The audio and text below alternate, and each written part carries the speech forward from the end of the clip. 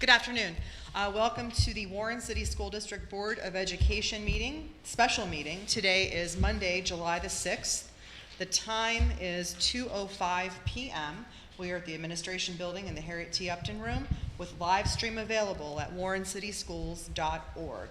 This meeting is a meeting of the Warren City Board of Education in public for the purpose of conducting the school district's business and is not to be considered a public community meeting. There is a time for public participating via email during the meeting as indicated in agenda item number 11. If everyone would please rise for the Pledge of Allegiance.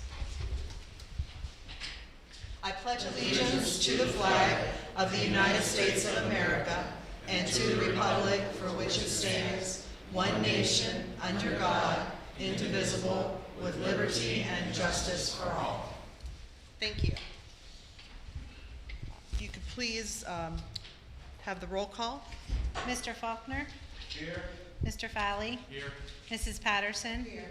Mrs. Lamperos? Here. And Mr. Walker is on his way. There's no need for executive session. So I'll move on to agenda item number 4, which is communications. Do you have anything, Mr. Shira? A couple of things briefly. I provided to the board information from the Ohio Public Health Advisory System regarding Trumbull County. If you recall, last Thursday, it was determined by the governor and his team through the Department of Health that Trumbull County is one of 7 counties in the state at level 3 because of meeting 4 to 5 indicators triggered. I'd like to let the board know, as well as anyone participating virtually in this meeting, that the Trumbull County superintendents have had 3 calls just last week alone with Trumbull County Health Commissioner Migliozzi, being very attentive. And here's some of the information that has led us as a county to be at that level. Under the advisement of our conversations, we did not impact student participation-based activities. Again, that was guidance that there would be a group of individuals meeting to advise the next steps.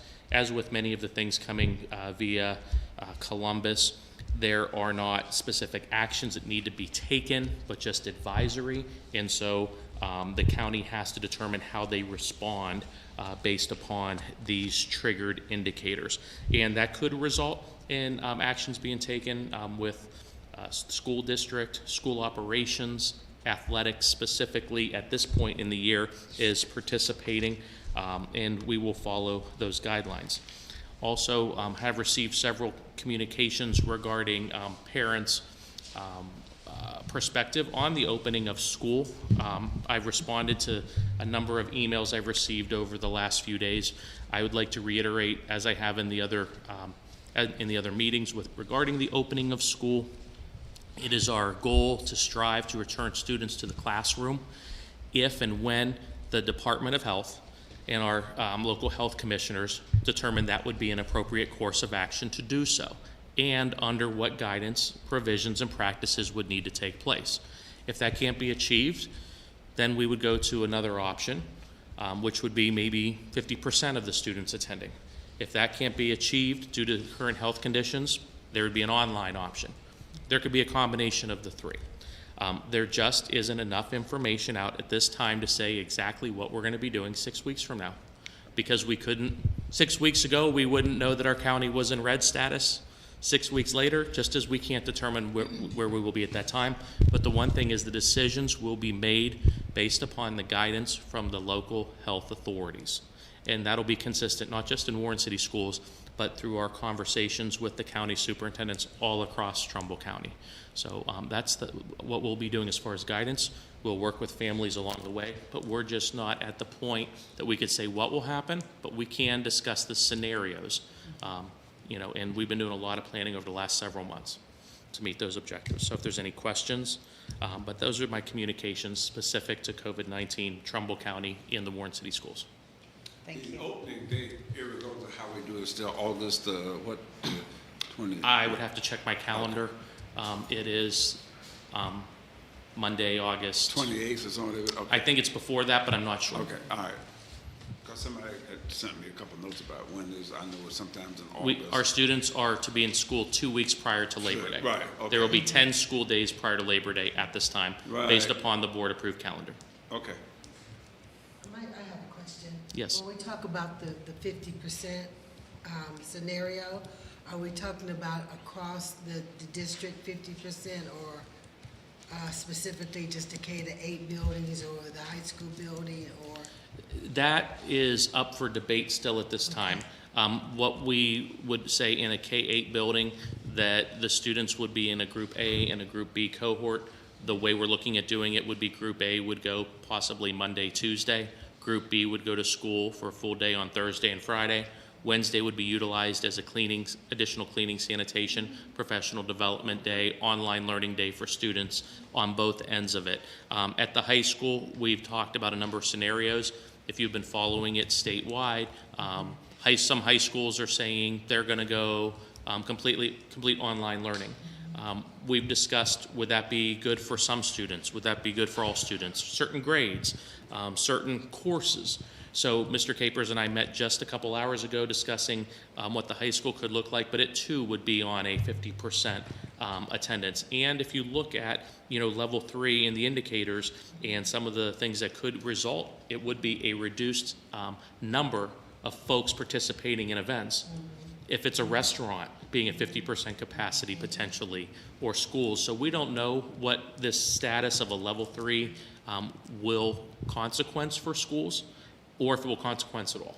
So does that answer your question? Yes, it did. Our plan for the elementaries would be standard. The high school, we've talked about a number of scenarios. Of course, with Mr. Capers, our curriculum folks, very deep in all those discussions. And if I can add just a bit of insight too, I'll actually move participation to right now. We did receive 10 emails, very well-written emails from very concerned parents, and the count was 5 and 5. 5 for face-to-face encounters in the fall, and 5 for other options. So I think, moving forward, that's kind of where we're going to be. And I know that as a district, we want to make sure that we're providing, what our students need and what the parents are feeling comfortable with. And as you're out in the community and people may come up to you and say, hey, what's your plan? There really isn't a plan right now. And as Mr. Shiro said, 6 weeks from now, things can look very different. So we just need to be very flexible.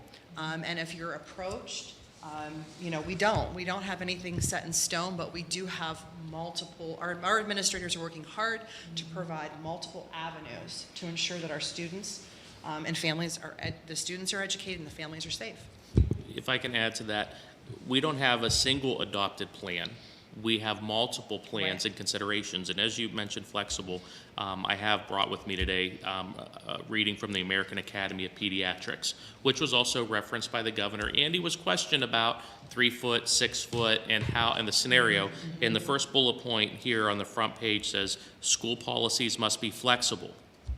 Second, it's critically important development strategies that can be revised and adapted depending on the level of viral transmission. Third bullet, and I'm not reading them all, policies should be practical, feasible, and appropriate for developmental age and appropriateness. Fourth one, special considerations and accommodations. Every one of these bullets is about the need to be flexible and not doing a one-size-fits-all. Keep in mind, when we went to the school closure, it was bestowed upon us, and it was, so what, now what? Now you do the now what. What work are you going to put into it and try to get through that? We've had lots of time to do things considerably better than the way things had panned out. And if I can just close, does anyone else have any other questions about that at all? No, I think that pretty much covered it right now. We don't have answers, but, our whole focus is always has been and will be student-based. And also considering the parents and all the things that they've gone through these few months and all this, so we've got to look at it from both angles. And I'm just going to close, my daughter, who is a school psychologist, not here in Warren, had this to say to her teacher friends, to all my teacher friends and friends who are parents, your attitude determines the children's / scholars' attitude about school in the fall, no matter how it looks. Attending full-time with strict health and safety procedures, attending part-time, or attending remote. Everyone will not be happy. The schools have a difficult task ahead. All they can do is their best to ensure everyone's safety as we continue to live with COVID-19. And that's important. We have to learn to live with this and be flexible. So I was very proud. Yeah, one of the things I constantly remind myself of and others is that those of us who are really seniors, you know, the plans we lay now are going to be very, very, very important for those of us who are proceeding on. So what we do, the decisions we make, going to have the closest and quickest impact on those of us, and so that's why we got to do it right. And there's lots of things, you know, again, as you had stated, not everyone is going to be pleased with all the decisions.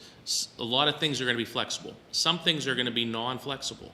For example, if the health commissioners determine the best way to transport children is one child per seat, unless you are in the same household, more than one child per seat, but 100% of children riding transportation wears a facial covering, then children not wearing facial covering will not be getting on a Warren City Schools bus, if that is what the determination is. So there's going to be things that make people unhappy, and for that we regret.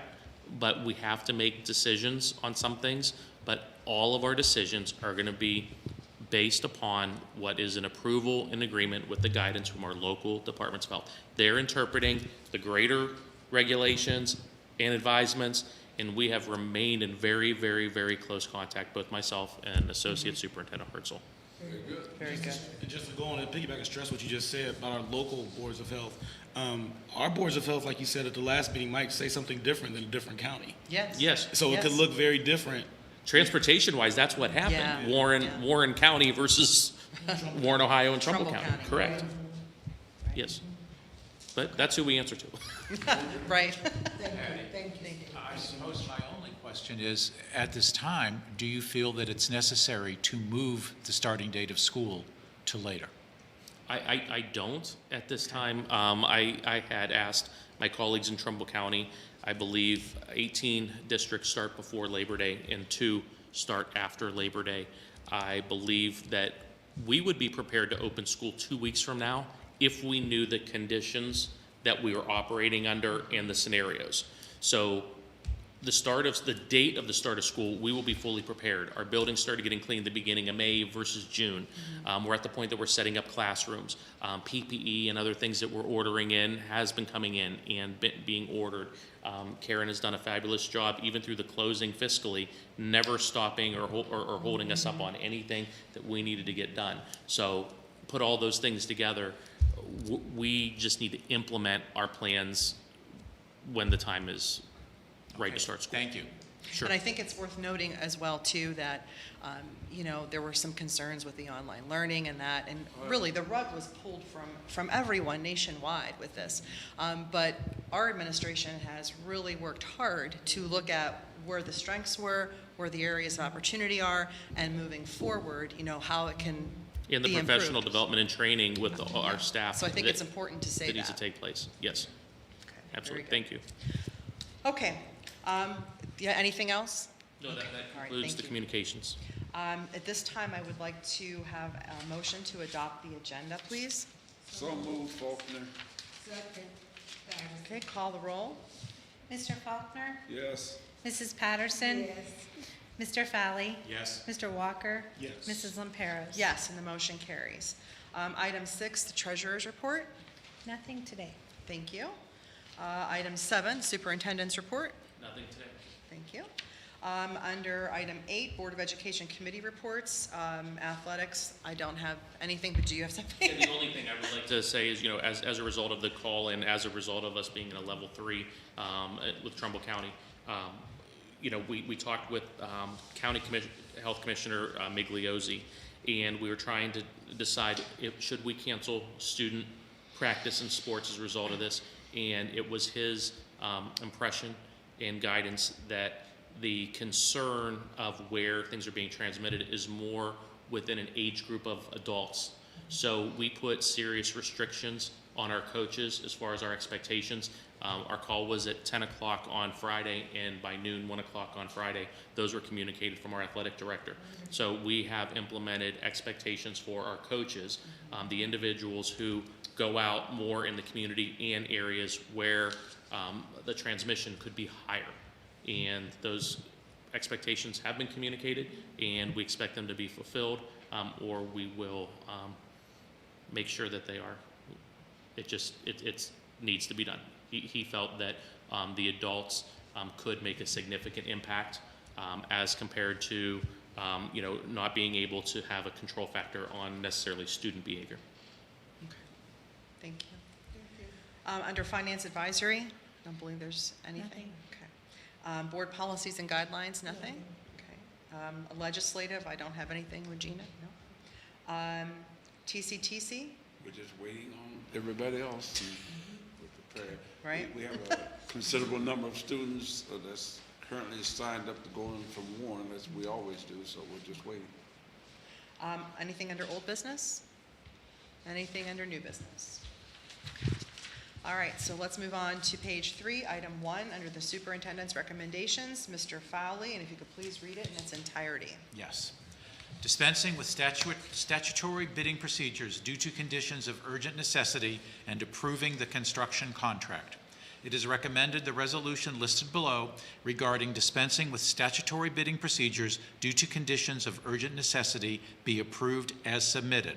Whereas the Board of Education of the Warren City School District, in parentheses the board, desires to immediately undertake various structural and safety upgrades to the Willard Pre-K through 8 school building, including replacement of the roof, afterwards referred to as the project, to ensure the safety of students, staff, and visitors, and the structural integrity of the building, and whereas the board must immediately commence work on the project so that it can continue with necessary school building operations and preparation for the 2020 through 2021 school year, and whereas compliance with the procedures of the advertisement of bids prescribed by Ohio Revised Code Section 3313.46 will unduly delay the project and threaten the normal operations of the board and the health, safety, and welfare of students, staff, and visitors. Be it hereby resolved as follows. Section 1. Pursuant to Ohio Revised Code Section 3313.46, it is found and determined that there is an urgent necessity and need for entering into a contract for the project. Section 2, it is further found and determined that compliance with the bidding procedure contained in Ohio Revised Code Section 3313.46 would unduly delay the project, which would threaten the normal operations of the board and be contrary to the health, safety, and welfare of students served by the board, as well as staff and visitors. Section 3, the superintendent and the executive director of business operations have received quotes for the project and have recommended that the board accept the quote of Boak & Sons Incorporated, which quote is attached hereto as Exhibit A. Section 4, the board hereby accepts and approves the quote and the agreement with Boak & Sons Incorporated and authorizes the superintendent to exercise the agreement. Section 5, the board hereby finds and determines that all formal actions relative to the adoption of this resolution were taken in an open meeting of this board, and that all deliberations of this board and its committees, if any, which resulted in formal action, were taken in meetings open to the public in full compliance with applicable legal requirements, including Section 121.22 of the Ohio Revised Code. Section 6, this resolution shall be in full force and effect from and immediately after its adoption, and shall supersede any prior resolution or act of this board which may be inconsistent with or duplicative of this resolution. Do we have a second? Second. Okay, any questions or comments regarding the motion? Do you have anything you want to say, John? Would you like some numbers? Well, sure. If you have.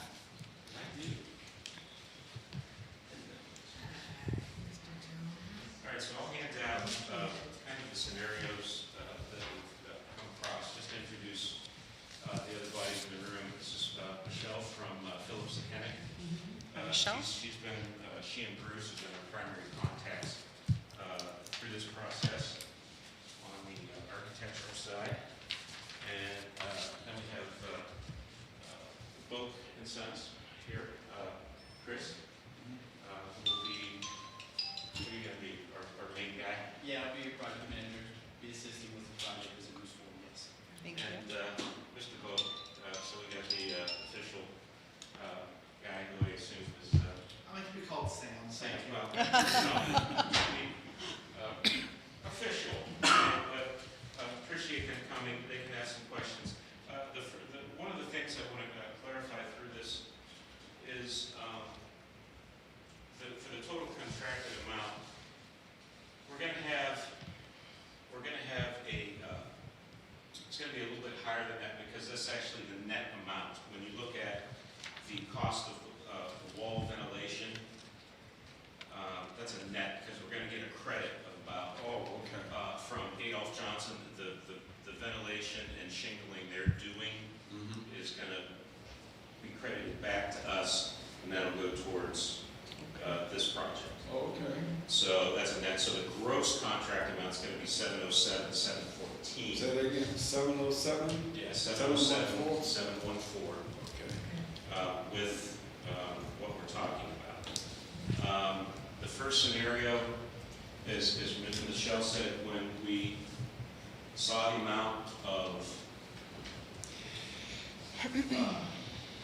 damage that was happening with the roof, once we started to get into the initial repairs that Dale Johnson's doing,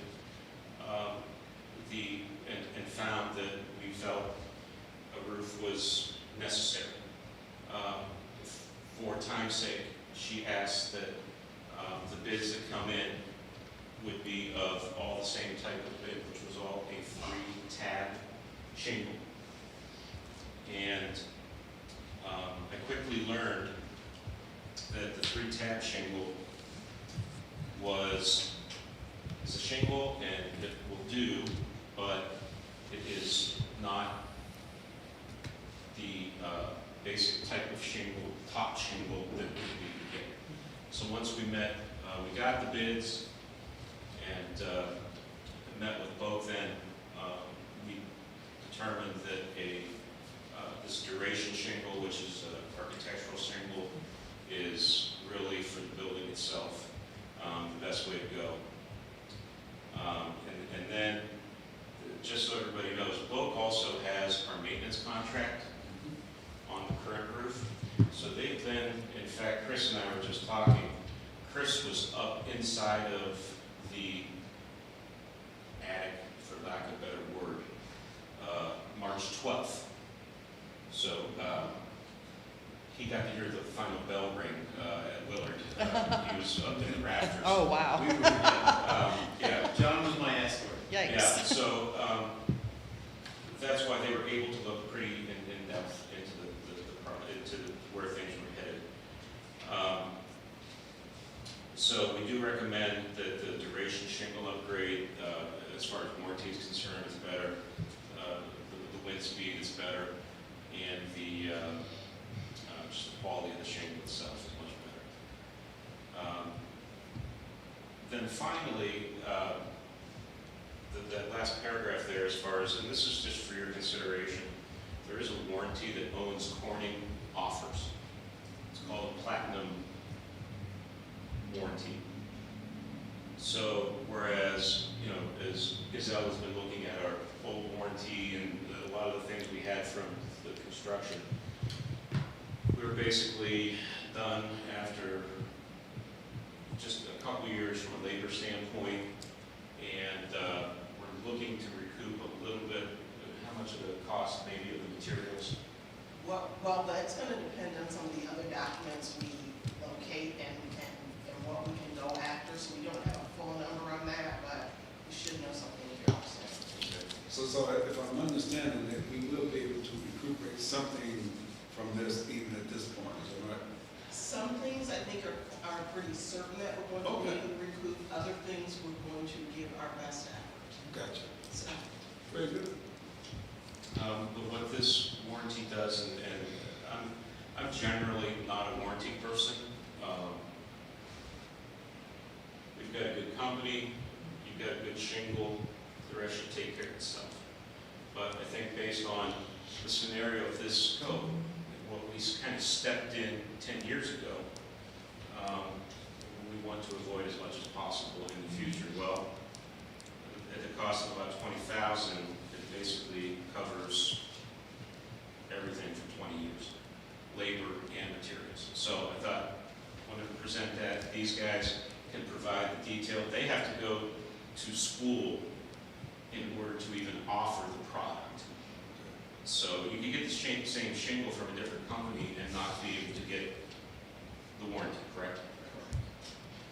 So I wanted to, and I also asked, Steve and I asked these folks here in case you guys would have some questions beyond, you know, what my knowledge would be with this. Well, I like your last sentence here, and this gives us some time to do some checking and research and stuff. Says that this project, this part of it, can be discussed further, so this won't have any bearing on where we go now. Yeah, is But there we a can deadline determine- to when you would need to, do you have to do that prior to the start of work, or? Yeah, we have to obviously send paperwork in. Okay. We need to purchase it. We want to purchase all the product at one time, so all the products under the same lot number. Okay. Mhm. So we don't have a shadowing effect that one made today and one was made next week. This will be under the whole umbrella. for it. Yeah, you also, with this warranty, you eliminate the loophole of the contractor versus the manufacturer. It puts them always at hostage because they have to inspect it. Other than that, Owens Corning never has to step foot on this job site, but because you're gonna spend this money, they're actually gonna swing by when unannounced and let us know they're there to go through and check and make sure we're meeting the criteria. Okay. We don't want to take and jeopardize our position by not doing it, because if we cut a corner any which way, we would lose our platinum preferred status. It's not worth it, and it's not worth it for you as well. So it's a checks and balances that you're paying for from both sides. Not that we're trying to cut a corner, but we want to make sure you're getting what you paid for. When do we have to know, I think Bob's question was, Yeah. regarding the warranty itself? When's the deadline Yeah, to when's the say? deadline? At completion, No, it would have to be done early. What we have to do is we have to complete a pre-installation notice to the manufacturer that describes the project in detail to them to make sure that we're doing the install per their requirements for the platinum preferred warranty. And that's not something we want to do halfway through or towards the end. I think that you would have maybe a week to consider it by the time we can get through the submittals with Michelle and Phillips Mechanic. Once they give us all their submittals back, we need to get the order going, and we need to know on it. And I would prefer to know sooner than that if possible because of the need to get this thing going. There's some details that we have to do differently going that route as well. It's not a residential job, it changes the whole concept. We have to go through their different specifications for that warranty because they're standing behind it now. Not just the product, but now they're standing behind what we do. The installation. Mr. Shiro? I would say too, you know, again, Gazelle, you could correct me on this, but if this is not part of today's approval, that like any other contract and or lease, we can proceed on through it and put it on the board meeting on the 23rd. Okay. But it shouldn't impair the ability to order the product or begin. Right, it's just, if this warranty, if making the determination of this warranty would impact their ability to order the materials and that sort of thing, then I would say that it needs to be an immediate consideration. I think, I mean, I'm, as board president, I would say I think we need to consider this immediately. So Yeah, that was let's go fine. around the room. Mr. Fowley, where are you at? Well, I have a comment. Make it easy. I've done the math. It's 2.5% of the cost of the project, which could be viewed as a lot or as a little. I make no comment on that. Number two, I have dealt with Boak & Sons on extended warranty, and the entire procedure and everything throughout the 30-year warranty was wonderful. So there were simply no problems on an $80,000 church roof. And we did what you said at 20 years, you guaranteed it for another 10, and it managed to fail 6 days into the 11th year. So I want to know how you knew, but the warranty. And I mean, you came, you fixed things, it never leaked, you know, it was inspected, you were on top of it, it was great. So you know how I feel. Mr. Faulkner? Yeah, I'm in a total agreement. You know, your name means something. You've been here, all of you, including the architectural firm, and we are not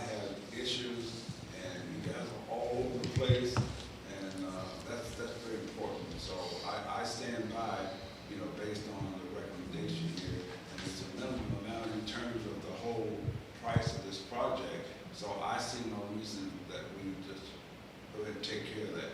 You know, to come back, because we got pretty much the information we need now. You know, you're gonna go to Owens Corning and be trained and all that kind of stuff. So you gotta protect yourself also. So in protecting yourself, you protect us. And so I'm all fine for it. And what, less than 2.5%, it's a very minimal amount in terms of what the price is. So I'm okay with it. Okay, Mr. Walker? I do have one clarifying question. Does the warranty cover just the shingles and labor, or does it cover the ventilation as well? Just the shingles and labor for the shingles. Yeah, the ventilation is a completely different contract with a different contractor. Okay, I got you. All right. I like even though at the just sheer number it seems like a large amount, I think what it's saving us, it would be. It's like $1,000 a year. Yeah, it's definitely beneficial because of the fact that, you know, we wouldn't be in this situation right now had we had that opportunity the first time around. Mrs. Patterson? I agree with that. I think that in this day and age, you just don't know what will happen. And so the more security we can have, the better. And I think that this extra warranty is definitely a security that it's worth it. It's definitely worth it. I think to spend the extra money to have the extra security. Okay, thank you. So I too am in agreement. I look at that number of 20 years and who will be sitting here? That's right. So let's be responsible for future board of education members, you know? Bob will still be here. But, yeah, I'll be let's. involved. So I think we are all then in consensus and agreement that we'll move forward with the additional cost for the platinum warranty. Correct? Okay, very good. Does anyone else have any other questions regarding the project? Does anyone have anything else to add? No, Do you have I think something? the question was, I think, already clear. Based on the approval today, we should be all ready to roll when school opens. Is that correct? Depending on when they get the product, right? I don't want to misrepresent that. No, I just Yeah. want to make sure I understand. We're going to try to get in there and do the areas that are most needed, as we Okay. discussed Okay. beforehand, so we Okay. don't hold up the kids as much. Okay. But we've done our job in selling all year long, and with everything else, it got slowed down in other areas. Sure. We're going to do the best that we can, but we're going to get on the project and go through and try to do it safely as well. All right, okay, that's all I need to hear. I'm not going to tell you that I'm going to bang it out in a matter of a couple of weeks. It is a lengthy project, let's be real, it's a lot of money. Yes. So with a lot of money comes a lot of time to do it, and the protected grounds and everything else, there's going to be a lot of effort there. Sounds like a good plan in place to move forward. Yeah, and what I told them is that we would be available to them whenever they could get access. So we will make sure between Sean and I and the building plant managers that they can get access when they need to. But there's certain areas that are over classrooms that are of more relevance than, let's say, the cafeteria. So those are the ones we really want to try to get done as soon as possible. Well, I'm happy about this because as I heard, the alternative plan could have been the situation where we may not have been able to even use the school and all with the stuff that was going on. So now we continue to have our schools and all open, and that's fine. Now, I don't know how much detail that was, but there could have been a possibility of that. So now we can make sure we keep all our buildings open and we move forward. Okay. Yeah, so again, you know, Michelle and Chris have been wonderful in supplying us information in a very short amount of time. And not only do I think BOC is the best option, they were also the cheapest option, which... The lowest responsible. Lowest responsible. Yeah, which also is... You're welcome. You're very welcome. Yeah, which is also a very nice feeling to have. A very nice feeling to have during this process. All right, any other questions for... the current work is going fine. Michelle, I missed the meeting last week. Everything that Adolph Johnson's doing with the ventilation. They're moving along. They've got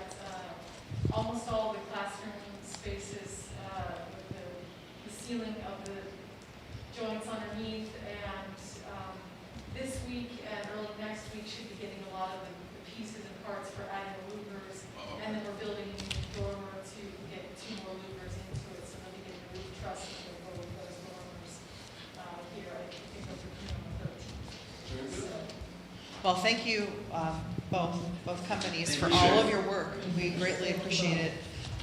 And let's call for the vote. Oh, you have Just something? want to make one comment. While we could not adhere to the statutory requirement, Mr. Lacy did mention that they were the lowest responsible bid. Yes. Because we did have some type of bidding process, the best we could, in order to get this project underway Yes. We did, yeah. and completed Yeah. as soon as we could. It was all legal and above board, so that's all we need to be concerned about. Okay, please call the vote. Mr. Fowley? Yes? Mr. Faulkner? Yes? Mrs. Patterson? Yes. Mr. Walker? Yes. Mrs. Lamperos? Yes, motion carries. And we already went over number 11. We have no need for executive session, so at this time, I would like to entertain a motion for adjournment. So moved. I'll second. Okay, call the roll, please. Mr. Walker? Yes. Mrs. Patterson? Yes. Mr. Faulkner? Yes? Mr. Fowley? Yes. Mrs. Lamperos? Yes, motion carries. The meeting is adjourned. Thank you very much for attending and tuning in. So, and to change the roof profile? Let's say bye.